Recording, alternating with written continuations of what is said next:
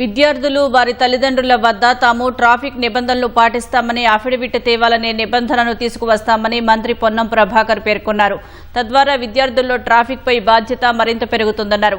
జాతీయ రోడ్డు భద్రతా మాసోత్సవాల ముగింపు సందర్భంగా హైదరాబాద్లో అలియా ప్రభుత్వ మోడల్ పాఠశాలలో చిల్డ్రన్ ట్రాఫిక్ అవేర్నెస్ పార్క్ను పొన్నం ప్రారంభించారు. రోడ్డు క్రాసింగ్ ఏరియాల్లో ఎలా వ్యవహరించాలో విద్యార్థులు చూపించిన తీరును మంత్రి పొన్నం ఆసక్తిగా గమనించారు.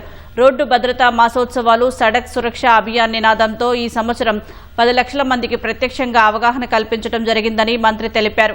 2025లో రోడ్డు నిబంధనలు ఉల్లంఘించిన 11,000 డ్రైవింగ్ లైసెన్సులు సస్పెండ్ చేశామని వివరించారు.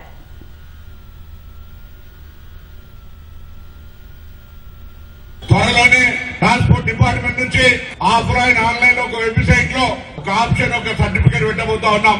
ఈ రాష్ట్రంలో చదువుతున్నటువంటి ప్రతి విద్యార్థి వాళ్ళ తల్లిదండ్రుల దగ్గర ఒక అఫిడవిట్, మేము ట్రాఫిక్ నిబంధనలు పాటిస్తాం, మేము హెల్మెట్ ధరిస్తాం, మద్యం తాగి నడపము, సిగ్నల్స్ జంప్ చేయము, ఎటువంటి ఎక్కడ కూడా ఎదురుగా అంటే రాంగ్ రూట్ లో పోము అనేటువంటి కొన్ని నిబంధనలకు ప్రామిస్ చేసే విధంగా ఒక అగ్రిమెంట్ లాగా పిల్లలు తల్లిదండ్రులతో ఒక bonding between father and mother and childrens అన్నట్టుగా ఒక ట్రాఫిక్ మీద ప్రాణాలు రక్షించుకోవడానికి తీసుకునే కార్యక్రమం చేస్తా ఉన్నాం.